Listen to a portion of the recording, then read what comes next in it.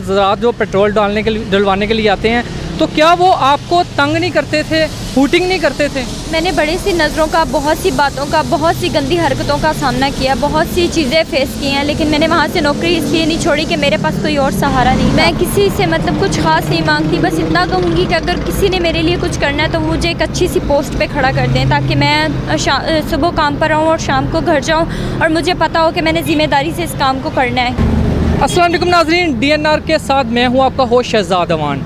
नाज़रीन, एक हवा की बेटी FA पास जो दर बदर ठोकरें खाती रही, नौकरी ढूंढती रही, लेकिन नौकरी ना मिलने के बाद एक पेट्रोल पंप पे पेट्रोल डालने का नौकरी मिली और वहाँ पेट्रोल डालने की नौकरी करना शुरू होगी। इस टाइम वो हमारे साथ मौजूद है, हम इनसे बात करते हैं, सादिया की कहानी, सादिया की ज़ुबानी सुनते हैं, वो क्या कहती हैं। अस्सलाम वालेकुम। वालेकुम अस्सलाम। अच्छा सादिया, आप ये बताइएगा कि आपने पेट्रोल पंप पे नौकरी की क्यों, क्या वजह थी?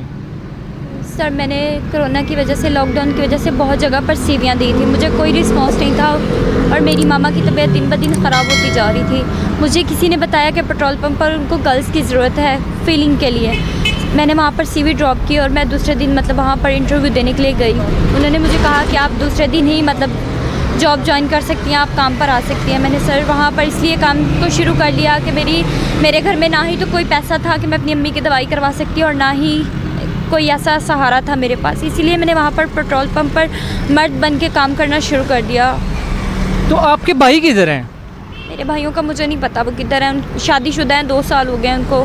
मैं नहीं जानती वो कहाँ रहते हैं, बस इतना जानती हूँ, इतना कहूँगी कि वो जहाँ भी हैं खुश रहें। अच्छा, आपके भाइयों ने आपको और आपकी माँ को निकाला या आपकी माँ ने भाइयों को निकाला, ये बताइएगा। ना ही तो अम्मी ने भाइयों को निकाला है और ना ही भाइयों ने हमें निकाला है। वो दोनों शादीशुदा, उनकी बीवियों ने मतलब जो बातचीत हुई उनकी बीवियों के दरमियान हुई, वो अपनी बीवियों को लेकर चुप करके चले गए, हमारे साथ कोई बात नहीं की। मेरे बाबा की वफ़ात के बाद 6वें महीने में अभी अम्मी इद्दत पर ही थी कि वो लोग हमें छोड़कर चले गए थे। उसके बाद हमें नहीं पता वो कहाँ हैं, किस हालात में हैं, मैं कुछ नहीं जानती। अच्छा सादिया, ये बताइएगा कि पेट्रोल पंप पे नौकरी तो बहुत मुश्किल होती है, वहाँ मर्द ज़रात जो पेट्रोल डलवाने के लिए आते हैं, तो क्या वो आपको तंग नहीं करते थे, हूटिंग नहीं करते थे? मैंने बड़ी सी नज़रों का, बहुत सी बातों का, बहुत सी गंदी हरकतों का सामना किया, बहुत सी चीज़ें फेस की हैं, लेकिन मैंने वहाँ से नौकरी इसलिए नहीं छोड़ी कि मेरे पास कोई और सहारा नहीं था। अब आपने नौकरी क्यों छोड़ी, क्या वजह है?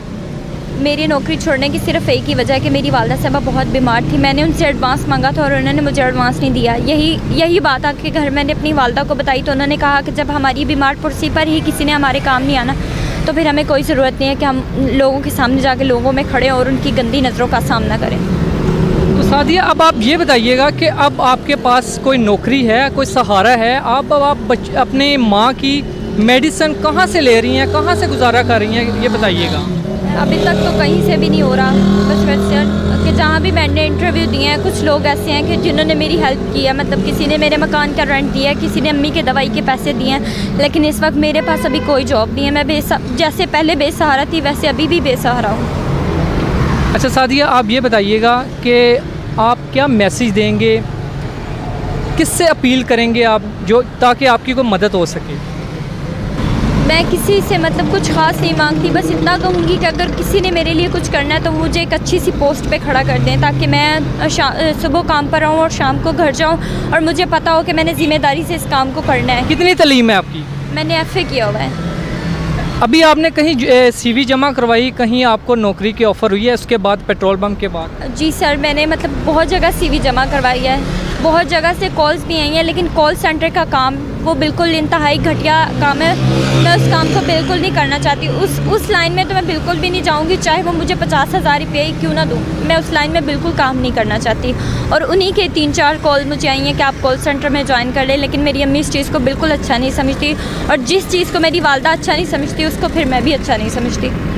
अच्छा सादिया, आप कोई अपना नंबर देंगी जो हम अपनी स्क्रीन पे चला सकें, जो कि लोग आपकी मदद कर सकें, कोई आपको कोई डोनेशन कर सकें किसी, या आपको कोई नौकरी के लिए बुलाएं, आप दे सकती है अपना नंबर?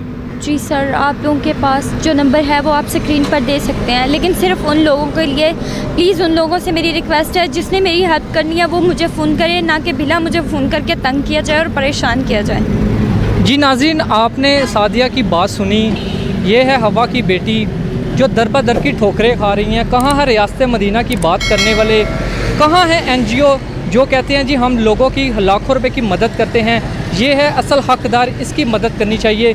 इसी के साथ अपने मेज़बान शहजाद अवान को इजाज़त दीजिएगा। नए वीडियो के साथ, नए प्रोग्राम के साथ दोबारा हाज़िर होंगे। अल्लाह।